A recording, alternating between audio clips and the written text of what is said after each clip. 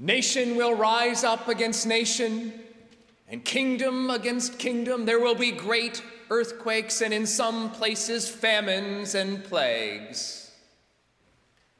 So, happy Thanksgiving. Is it too late to choose another scripture lesson? Maybe a psalm or something? Psalm 34 or 114 or 138? You know, a nice Thanksgiving psalm that would seem fitting at this time of year. Maybe we could just have a nice scripture lesson before we get our turkey on, before we spend all that time with extended family. Extended family. Then again, maybe a little apocalyptic rumination is in order. Maybe Luke has the right of it. You will even be betrayed by parent and brother, by relative and friends. Some of you will even be put to death. Was Luke at our last Thanksgiving? The truth is, for as much as we don't want it to be, the holidays do have a tendency to stress us out.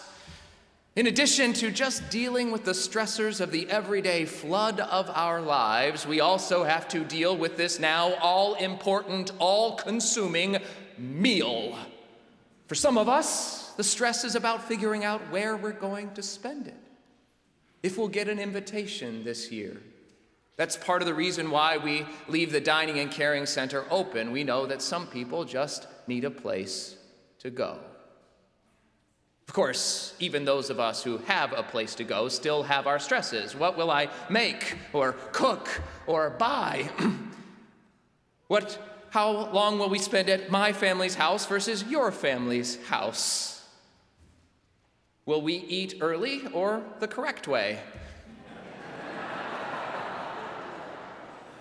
And that doesn't even begin to get into the challenges with that uncle who has strong political opinions, or that cousin who sneezes on everyone's food, or that grandparent who doesn't know the thing that we're not supposed to mention in front of them. In other words, the holidays do tend to add their own unique brand of stress. So maybe it makes sense today, as we head towards that holiday season, to just pause for a moment to call it like it is. Hard. To admit that for as much as we long to spend this season in true gratitude, that there are some of us on some Thanksgivings for which that is just hard, who long to be grateful. But given the apocalyptic state of our world, of our homes, of our lives, gratitude is out of reach. The truth is, we don't even want to hear it from others. Bah humbug. Too many of us spend this season enduring gratitude rather than in enduring gratitude. But the good news is that it doesn't have to be this way. The good news is that by the grace of God, there is hope. An honest hope, a real hope, a hope that leads to life, the kind of life that not even death can destroy, the kind of life that can suffer the slings and arrows of outrageous fortune, the kind of life that can survive a meal with extended family and still have something for which to be grateful. It begins with opening our eyes. The little apocalypse, that's the nickname for the scripture lesson for today, that little apocalypse is echoed not just in Luke's gospel, but in Matthew and Mark as well.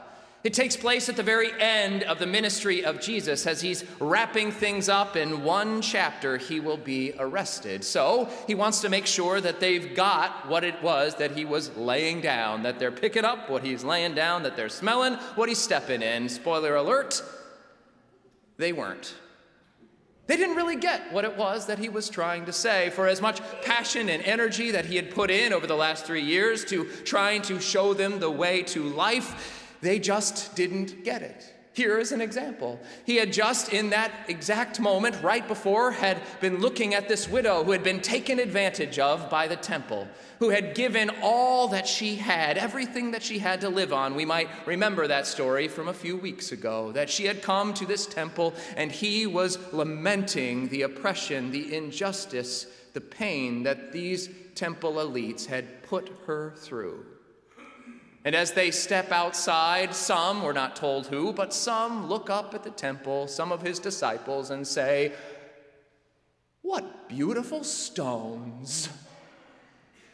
He's just spent his time lamenting all that has gone wrong in this temple, all of the corruption, all of the oppression, all of the injustice, and all his disciples can think to say is, "What beautiful stones." We know the feeling, don't we? It's easier to see the surface, the facade, to look at the Taj Mahal, but not the poverty that surrounds it.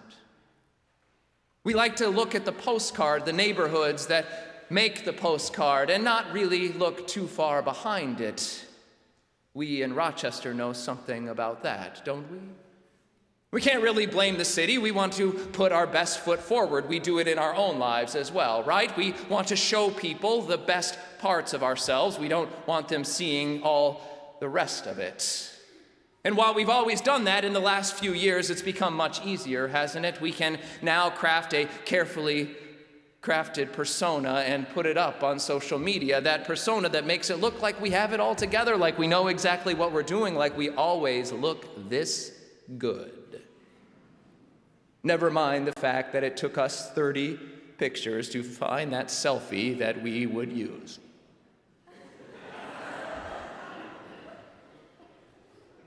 The challenge is that it's so convincing. Sure, in our hearts we know that people are just doing what we do, but it is so convincing to see that illusion of perfection out there. We look and we say, well, maybe they do have it more figured out than we do. Maybe they do always look better than we do. Maybe they are better than us. And it doesn't take long living in that kind of world, as we know, before we convince ourselves that that is the truth, before we allow the illusion to become the truth. And in that kind of world, it's hard to ever be truly grateful.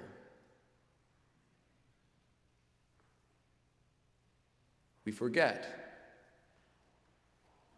that it's not the picture that reveals the beauty. It's the person. And that if we just look at the facade,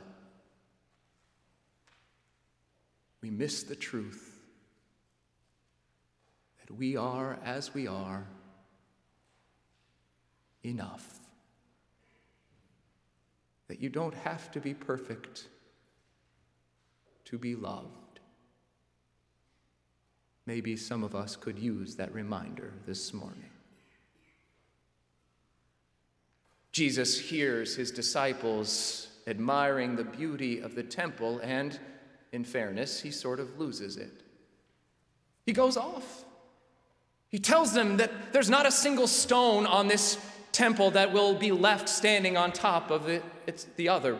That all the beauty that they see, all the facade, it will come crumbling down at some point. That none of this is lasting. That all of this is fleeting. That this beauty that they are so admiring, it is fleeting. That all beauty is fleeting except that beauty of faith. That faith in the one that does not die. The beauty of the faith of the Christ that is alive. He says to them a warning against idolatry. He said, beware of those who say, I am he. Beware of those that say, listen to me. Because they will all tell you something that will pretend to give you life, but will not have it to offer. We certainly could use that this season, right? 'Tis the season. The truth is, we spend our whole lives, our whole year, looking and comparing ourselves to everyone else around us, thinking to ourselves, well, if only I had that thing, if only I had that, if only I looked that way, then I would be complete. But this season is the one where it really ramps up, starting today, December 24th is 1 month away from today. Mark your calendars. As we know, in this season, we will see a non-stop effort to convince us that there is something out there that if we only had it, we would finally be fully us. That then we could finally be happy, we could find that thing to fill that void. Never mind the fact that we've gotten those things before, that we've fallen for it before, that we've gotten that new Lexus with the red bow, we've gotten that phone, we've gotten that thing which promised life only to find it losing its luster pretty quickly. All that glitters is not gold, but when we're wrapped up in the moment, it's hard to remember. When we spend our lives pining after that next thing, it's hard to appreciate what we have. But it's only when we stop to appreciate what we have that we find life. As Shakespeare put it in Richard II, man with nothing shall be pleased till he be eased with being nothing. Jesus was just trying to be honest with them.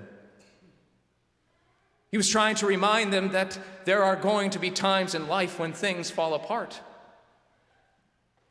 There are going to be those times when nations rise up against nations, when kingdoms rise up against kingdoms, when people we love will betray us, when people we love get sick, when things happen to us that we do not want to happen.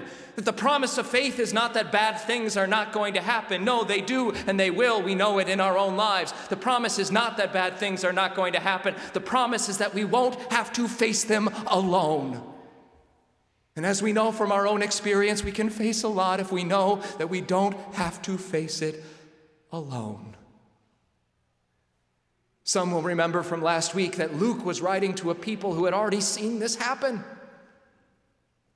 They'd already seen their temple destroyed, that no stone at the time of the writing was left on top of another stone, that it had been burned, that the people they loved had already been killed, they had already been shipped out, and yet they were there, they remained. Luke was reminding his people that they still had something for which to be thankful. Each other. And in the end, that's really the only thing that will last, that loving relationship. People, of course, will pass away, but there is a kind of life that not even death can destroy. A kind of life promised in Jesus Christ, grounded in love, that will last. Maybe this Thanksgiving, as we look around at all the brokenness and division and pain of this world, and see it mirrored in our tables, we ought to take a moment to recognize the gift that it is to have a table. The gift that it is to be gathered around with other imperfect people. The gift that it is to be alive. We never know what a day is going to bring. But we know that we have this moment. Why not live within it? This Thanksgiving, instead of just giving thanks for the food on our table, how about we give thanks for the people around it? If we could truly do that, then we just might take that first step on that journey from enduring gratitude to enduring gratitude. May it be so.